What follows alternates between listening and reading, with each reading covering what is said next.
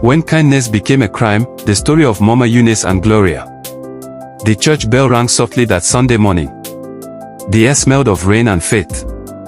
As usual, Gloria was already in church, kneeling at the altar, eyes closed, whispering prayers only God could hear. She was known by everyone. The first to arrive, the last to leave, always smiling, always shouting hallelujah, the loudest during women's meetings. But behind that radiant church face was a woman fighting silently for her life. She was sick, so sick that sometimes her hands shook as she raised them in worship. Yet, she never stopped coming to church. One day, an elderly woman named Mama Eunice, a quiet but observant soul, noticed her. She saw how Gloria's face had grown pale, how her clothes hung loosely on her body. After the service, she walked gently to her. "My daughter," she said, "you don't look well. Let me take you to the hospital." Gloria smiled weakly. "Mama, I'll be fine." But Mama Eunice insisted. She spent her own money she had saved for her own medication, just to make sure Gloria got proper care. Days later, she decided to visit Gloria's home. What she saw that day would stay in her heart forever. The place was a small, collapsing shack at the edge of a dirty stream. The ground was muddy and the air was filled with the smell of stagnant water and rotting waste. Inside, Gloria's husband and children sat in a room barely large enough for a bed. Mama Eunice wept. "My God, how do they live like this?" Without hesitation, she said to Gloria, "You and your family will move into my house. I have a small apartment at the back, it's yours now. No rent, no payment. Just live well." That night, Gloria and her family moved in. It was a new beginning, or so Mama Eunice thought. At first, everything seemed perfect. They smiled. They prayed together. They called her, "Mama, God bless you." But soon, the masks began to fall. Gloria's husband, a commercial biker, began to come home at 1 a.m., banging the gate so hard the neighbors would wake up. Her children scattered dirt all over the compound, biscuit wraps, plastic bags, leftover food. Even though they had their own kitchen, Gloria preferred to make firewood behind Mama Eunice's window, filling her room with smoke until she coughed through the night. Mama Eunice pleaded again and again. "My children, please, you're making things difficult for me." But they never listened. One day, she called Gloria's husband. "My son, maybe you should look for another place. You have overstayed the time I gave you." He looked at her and laughed. "Mama, we're not going anywhere. Do your worst." Mama Eunice went inside and cried. "Lord, is it wrong to do good? Is it a sin to help people?" Days turned into weeks. Someone advised her.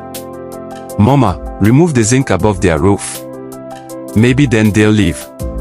It sounded harsh, but desperation has its own language. She agreed. A young man came, climbed the roof, and removed one sheet of zinc. Just one. Moments later, a loud knock. Police. They stormed in and arrested Mama Eunice. The neighbors shouted, "What happened?" Gloria stood outside pretending to cry. At the station, Mama Eunice was accused of sending a man to rob Gloria's apartment. Gloria's husband claimed millions of naira were stolen. Gloria herself testified against Mama Eunice, saying, "She sent someone to rob us." Mama Eunice could barely speak. "What are you saying, my daughter? I only asked you to leave my house."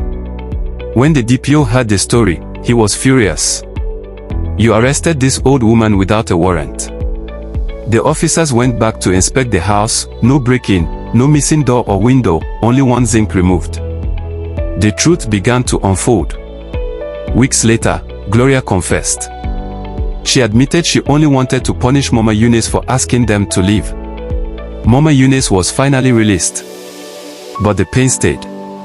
When the time came, they finally moved out, but not peacefully. They destroyed everything in the apartment, tore out the wires, broke the fans, smashed the bulbs. When Mama Eunice entered, she dropped to her knees and wept. "God, is it a crime to do good?" Months passed. Then, one by one, repercussions began to fall, like thunder from heaven. Gloria's first son joined a robbery gang. During a night operation, he was shot dead. Her second son raped a young girl and was sentenced to life imprisonment. Her only daughter ran away from home and became a prostitute. Her husband had a terrible motorcycle accident and died instantly. Gloria, the once devoted, loud, active churchwoman, was left alone, broken, and bitter. She came back to Mama Eunice's compound one evening, kneeling at the gate, weeping. "Mama, forgive me. I have reaped what I sowed." Mama Eunice, though aged and frail, came out and placed her hand gently on Gloria's head.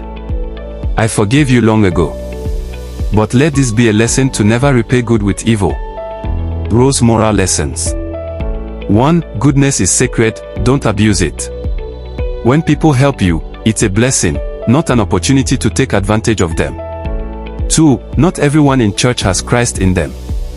Many attend services but lack transformation. 3. God defends the innocent. You may suffer for doing good, but heaven keeps records. 4. Gratitude sustains favor. What you despise today might be the door to your tomorrow's miracle. Folded hands final message. Not all churchgoers are real Christians. Some wear holiness on Sunday and wickedness the rest of the week.